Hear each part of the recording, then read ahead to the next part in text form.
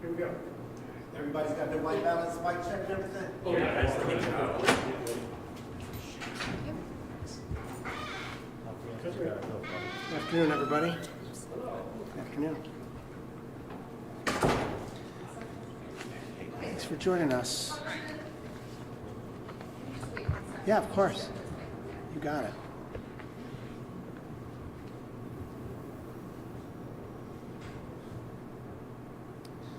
Actually, if you know what, I'm gonna hit the restroom real quick then. Yeah, I got a minute, right? Yeah, at least in the.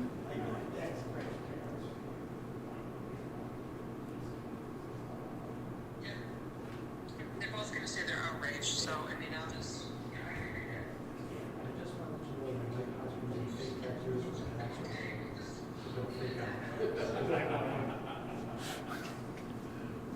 Sorry. But hey, listen.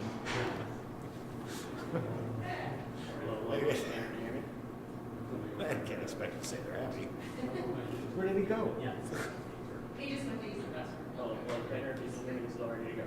I told him to do that before we left. We're in the car. We're gonna turn this car right. God damn it. So Scott, it looks like we were being bathed in light here.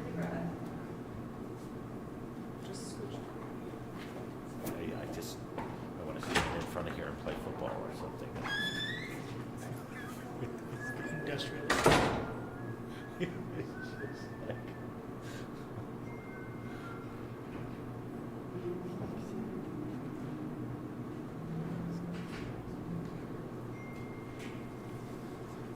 everyone's phones are going off. Is something happening? We just packed our cameras. Walk through the bedroom.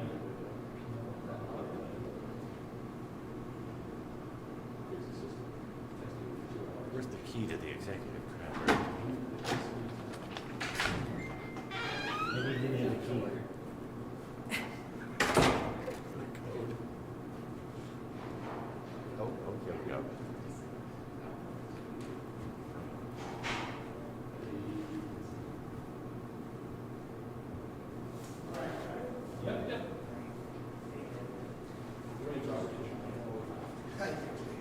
Thanks, man. Careful. All right, good afternoon, everybody. What's up?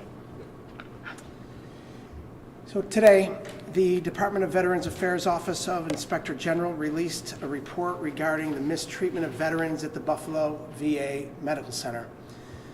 This report found leaders at the Buffalo VA repeatedly ignored provider and patient outcries, leading to American heroes being abandoned by a system meant to serve and protect them. This is a complete disgrace and a betrayal to the veterans who've made incredible sacrifices to safeguard our nation. It's infuriating and it's inexcusable. I'm calling for a congressional investigation by the House Veterans Affairs Committee as a follow-up to this report to delve into the deeper problems at the Buffalo VA and ensure these issues never happen again here in Western New York or anywhere else in America. This report also demonstrates why the additional $12 billion requested by the Biden-Harris administration is so critical in ensuring quality and timely care for our veterans. Yet the Republican majority in the House has failed to produce a budget that fully funds the VA, which puts additional pressure on the doctors and nurses who work so hard every day to take care of our veterans. I will continue fighting to make sure that this $12 billion is included in the final budget. Today, I spoke to the United States Undersecretary for Veterans Affairs for Health, Dr. Sharif El-Nahal, who's making good on his commitment that he made to me recently at a Veterans Affairs Committee hearing to come here next week and to see firsthand the problems facing veterans in our community and to work with us to prioritize fixing the issues at hand. So I'm not going to rest until the VA in Buffalo and across America has the leadership, staff, facilities, and funding in place to care for our veterans that have served so nobly to protect our nation, and so many that have sacrificed so much for all of us. With that, I'll take your questions. Do you get the idea that, and I know you're kind of new at this, the congressional part of it, but do you get the idea that this follow-up? Because it seems to me like there were vets that weren't getting care, and worse, maybe they knew that they were getting delayed. They didn't do anything about it. Do you get the idea, Congressman, that this is kind of an isolated Buffalo VA thing, or that it's systemic across the country? Well, let's start with Buffalo, and let's start with this IG report. The first two words of the title of the IG report says everything we need to know. I got it. Leaders failed. They failed to provide the care to our veterans in Western New York that has been promised to them when they signed up to put on the uniform to protect us as a nation.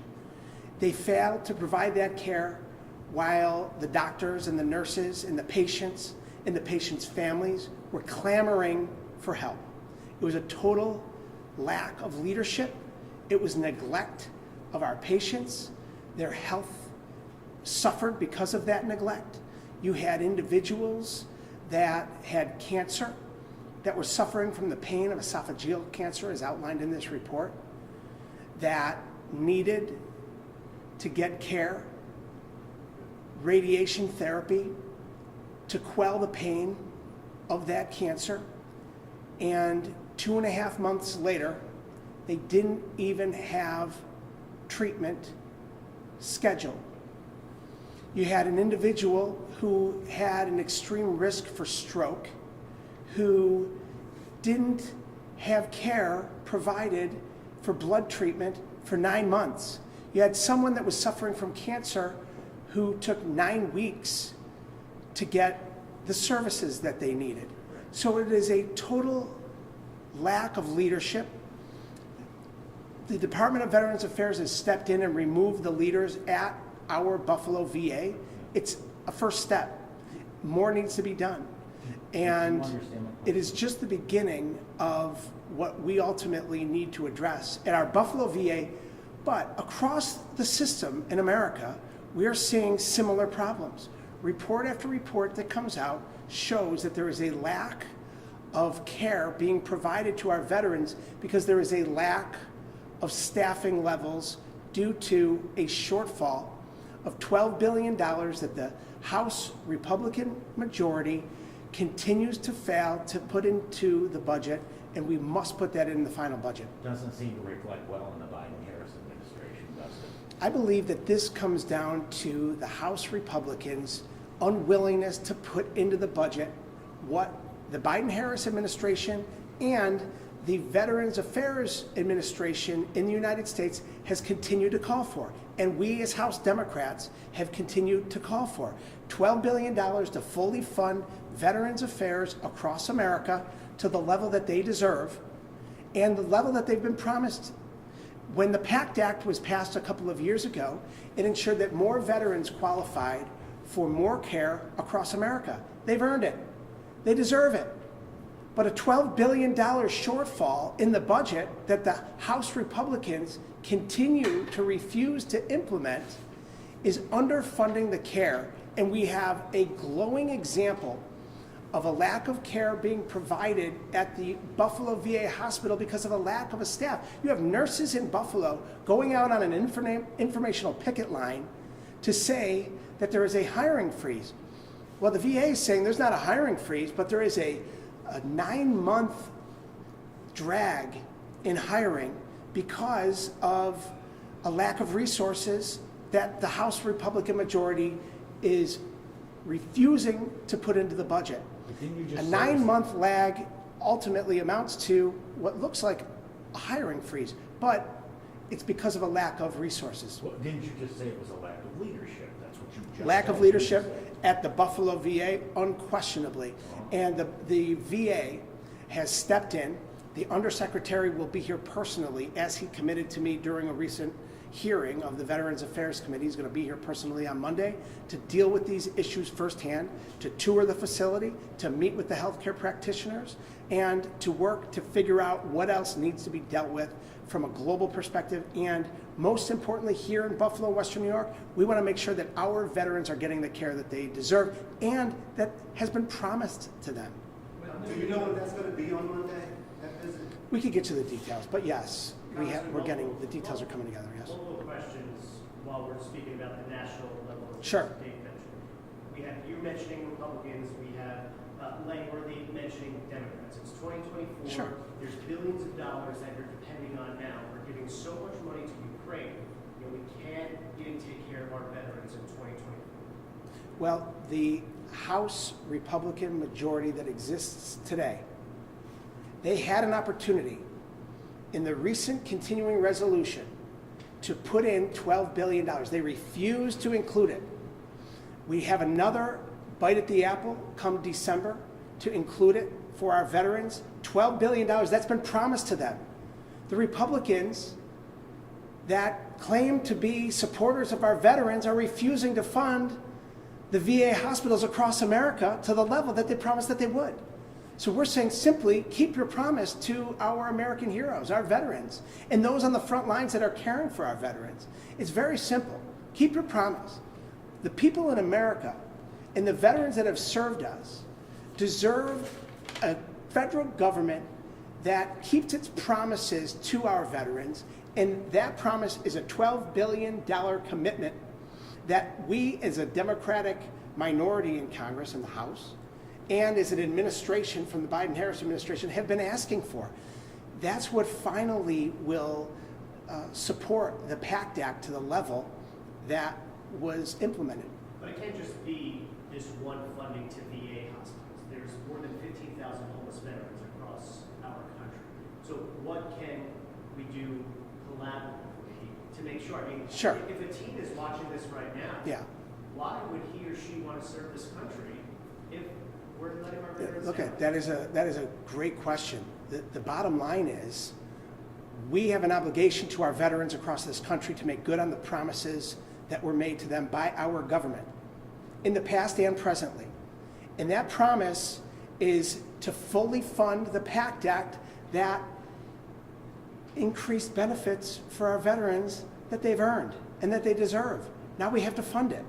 And the Republican House majority continues to refuse to put the $12 billion in to fund that veteran services across the country. And a glowing example of what happens when you don't fully fund the staff across the VA hospital systems in the country is right here in Buffalo, with a lack of staff to provide the services. And the nurses are out on the informational picket line asking for more resources. They know they need it. We know they need it. Let's get it done. Can new leadership at the Buffalo VA succeed without this funding? Because obviously past leadership couldn't. So if someone taking over that position without the funding, are they just going to fail Look as at, poorly? there's a number of layers to this. The IG report demonstrates that there was failed leadership across the board at the top of the Buffalo VA. They have been removed. What we have to do now is make sure that the new administration there does what has been promised to our veterans, and that's make sure that that system is functioning appropriately. While that's happening, we have the service providers, the health care practitioners at every level saying they need more resources to do the work that they want to do. These are our heroes, our frontline heroes, our doctors, our nurses, our therapists. I'm an occupational therapist. I've worked in healthcare. I've seen what happens firsthand when you neglect to provide healthcare to someone. They don't get any better, they only get worse. So we have an obligation to make sure that our veterans, our heroes in America, are getting the services that have been provided to them when they need it the most, when they show up at the VA hospitals here in Buffalo and anywhere in America. The report is 54 pages long. I don't know if you noticed that. Of course I did. And I read it. Yes, so did I. Okay. And in there were indications of people saying, well, we get so many emails, or we get, oh, I didn't get around to it. It seemed like they made excuses. They didn't, and the report doesn't mention the politics and stuff. And why are you making this so political? I mean, this is all. There's nothing political about this. Not the report, not the follow-up, not the problems, not the issue at hand. What is happening are facts. Okay. And the fact of the matter is that the House majority that is currently held by Republicans are failing to put forward $12 billion that will fully fund our VA hospitals across the nation, as has been asked for by our VA administration, by the Biden-Harris administration, and by us as a Democratic House minority, included in the final budget. That's what we're asking for. That's what the doctors and the nurses and the healthcare practitioners here in Western New York and across America are asking for. They just want the resources to do their job. And it's our obligation to provide those resources. Any other questions? My question is, it drives me nuts as a human being. Yeah. When people come to me and say that staff are mistreating my family member Yeah. at a nursing home, at a hospital. We have done so many things in society that are revolutionary and so futuristic. How does this keep happening where we can't even hold our people accountable in a hospital? If there was any place that should have been held accountable first, it's the VA. That's right. How is this happening? Well, look, it happened because of a lack of leadership. That's what the report clearly identifies. So what They needs have to been happen? removed. The next step is, that's why I'm calling for a congressional investigation by the House Veterans Affairs Committee, to which I'm a member, and looking for us to get more answers on the details of what's happening, not only at the Buffalo VA, but it's indicative of what's happening across America. And we need to get to the bottom of it. We need to hold those that made the issues transpire to where our veterans weren't getting the services that they deserve accountable. But even if there's an investigation, is there going to be implementation of a new system? People are getting hired who are not qualified to take care of another human being. So besides just an investigation, It's leadership. At the end of the day, it comes down to leadership at the top. That's why the leaders were removed, and the obligation that the leaders at the top of the Buffalo VA and every VA hospital across America has is to make sure that the patients that are coming in there for services, our veterans that have donned the military uniform, heroes in America, get the health care that they've earned, that they deserve, and that's a promise we need to keep as Americans. All right. Thanks, everybody. All right. Have a good weekend, everybody. Any information on that visit? My team will get it to you. We got that. Yeah. You said Thank you, everybody.